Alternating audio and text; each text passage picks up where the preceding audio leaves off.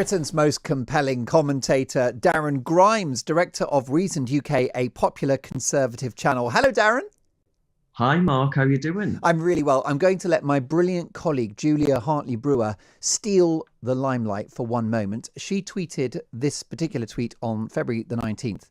My friend, Brexit hero Darren Grimes, tweeted yesterday that he's leaving London to go home to his family for his mental health in lockdown. He has since been inundated with foul abuse, mocking his mental health and his working class roots. Every one of those people is despicable. The people who post abuse to Darren Grimes are the same people who bleat on about be kind and mental health and anti-bullying all day long, but think attacking a young man who doesn't share their political views is just fine. Please send Darren the love and appreciation he deserves. How right you are, Julia, and may I send my love to you right now, Darren, because you are a brilliant broadcaster, you have strong views, and people are entitled to agree or disagree, but I will fight to the death for your right to have them.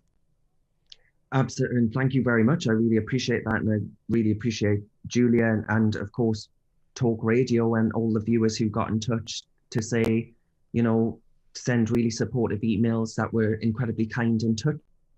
But I think Julia was right to highlight the inherent hypocrisy, Mark, at the heart of much of the left, where, I woke up to it, Mark, and I checked my phone as I do, and I opened that app, that god-awful app, Twitter.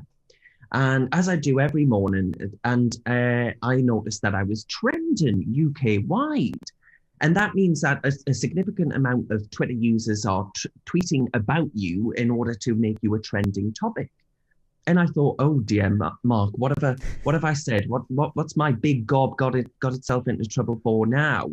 And I realized that it was actually the same people who talk relentlessly about the importance of mental health not being a stigma or that we actually need to give it parity of esteem with that of physical health care. Those people were abusing me because I had said that I'm leaving London tomorrow, actually, to go back home to the northeast of England because under de facto house arrest of the lockdown strategy, my mental health has declined markedly, as has that of many people up and down the UK. Yeah. So it strikes me, that these people are always the first to argue that there's bullying and harassment online. But when their opinions are challenged, they sort of hide behind that cloak of, oh, you're bullying or harassing me. But when I or any other people who disagree with them or who they disagree with tweet about their mental health, for example, they use it as a sort of convenient stick to beat them with. And doesn't that tell you everything about the character of these people? Indeed, it's incredibly cruel, it's very hypocritical, and it reflects a culture in which now, in terms of public discourse, whether it's trans rights, veganism, Brexit or lockdown policy, if people do not find agreement from others, then they become the enemy. It's not just that we don't agree, it's war basically, and you've been attacked. Absolutely. And I mean, we see this with the censorship of speech of those who don't have sort of parrot the liberal orthodoxy and all the rest of it, or don't sort of champion the same values as our cultural and media elites, who are vehemently opposed to everything from Brexit to actually quite liking your country, Mark, and all these other things. But the one thing I thought, Mark, that I would have in common with the left is a belief that actually we don't take mental health seriously enough in this country. What I wanted to talk about, Mark, was the fact that in this country today, because of the go-to lockdown strategy, those struggling with mental health or who've got pre-existing mental health conditions are suffering from the fact that we have 6-month waiting lists for treatment on the National Health Service. Why are the 6-month waiting lists? Because people have been driven round the twist with no social contact. If you're in London, you're no doubt in a pokey flat that you're paying through the iPhone.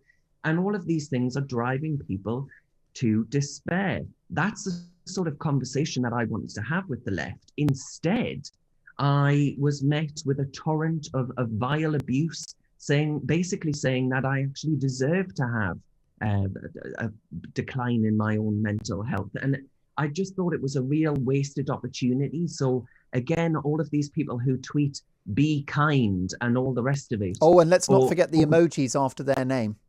exactly, and talk about this sort of kinder, gentler politics. Do you remember that the Oh, yes. momentum law? And it's just a really is hypocrisy. But as I say, I was quite sad that it was a wasted opportunity to actually talk about the struggles of not just me, millions of people in this country today are facing. And they clearly didn't want to have that conversation because guess what, Mark? I'm a conservative and therefore I am inherently bad.